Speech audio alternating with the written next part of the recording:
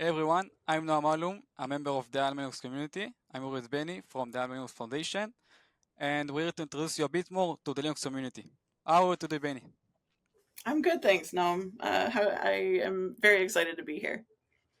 Great. Let's jump right into it. And what got you into open source in general and Linux specifically? So my first Linux distribution was CentOS. I guess technically it was Ubuntu when I checked my email on my boyfriend's computer once, but when I got into web hosting, the primary OS that we used was CentOS, so that was my first. And it has had a very special place in my heart ever since then. Later on, when I started to learn about open source, I loved the community nature of open source in general. I loved that the idea that just a bunch of people that care about something could work together on it and like allow your passion to drive something cool. And eventually that led me to AlmaLinux. Oh, and that's why I'm talking to you today. Yeah. And I want to ask you, what is the most exciting thing to you about Alma Linux, and where do you see it in the next 5 years? I think the most exciting thing that we're working on for me is the foundation of what we're going to build on. I think CentOS was around for 20 years. Like the historic CentOS was around for 20 years. And the project still exists. And for me, setting up a foundation that will allow this project to continue to thrive and continue to exist, outlast our like anybody who's involved in it right now, their interest, their abilities, their um passion for it. I really want us to continue to be around as long as we can. So that's what's exciting for me is me. It's maybe not mm, uh, sexy, but it is the most important thing from my perspective to make sure that we're setting up a strong foundation. Yeah, that's nice. You mentioned web hosting, and that's where I came to know you. But it's true Yeah, that most people won't know your history, and I thought maybe you could expand on it a bit. yeah, absolutely. I forgot. Most people don't really know my background, right? So I got started in tech in high school.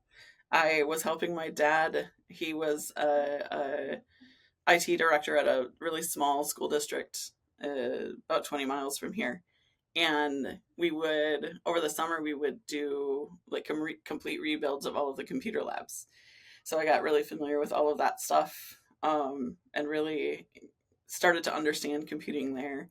But after high school, I went to a local community college and tried a bunch of different majors, none of which were computers. I did archaeology and biology and what else? Just a ton of things that none of which really stuck for me. None of them seemed to fit, but they were all interesting. And then after failing out of college, I did some contract work that actually pulled on the knowledge that I had built with my dad, working with my dad, and then started at a web hosting company called Liquid Web here in Michigan. I was employee number 33. I was the first girl. It was a very small company, but my ADD ended up being the uh, perfect way for me to enter that company because there was a position that we called monitoring, where you just stared at a screen that was full of alerts all day and worked to resolve those. And me and my Nagio screen were best friends. And then I got to build the monitoring team and the infrastructure that we used, and started to really understand a little bit more about open source there. And then got involved in the marketing side of things there because I could speak tech and new people and understood how to interact with people. And I started to understand community a lot more there. And then I went to cPanel and worked there doing tech support and then doing community engagement and community building there. And what was really remarkable about that spot was that cPanel really cared about making sure they were giving back to the open source projects that they relied on.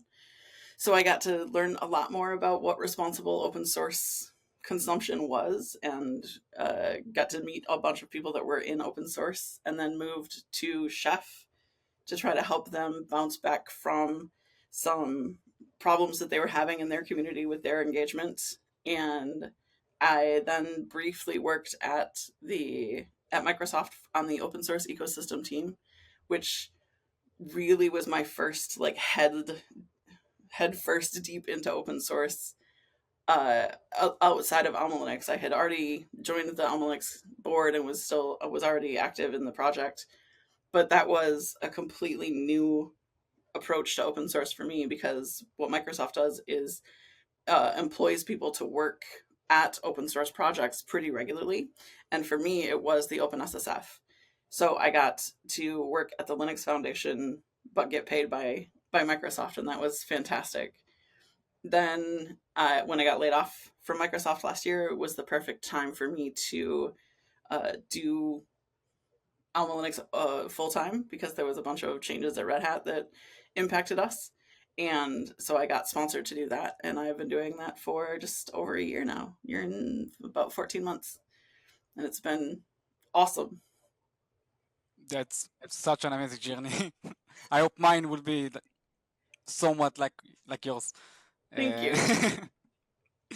And like it seems like you wouldn't know what would be your life as an adult, and that brings, at least for me, the question: what was your dream job as a kid? Like, what was I've it? always liked I've always liked fast things and adrenaline highs, and when I was a kid I thought I wanted to be a fighter jet pilot.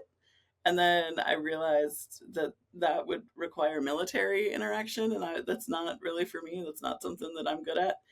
So then I thought maybe I would use my ability to argue and reason to be a lawyer and help people specifically. But by the time I was an adult, none of those really fit for me.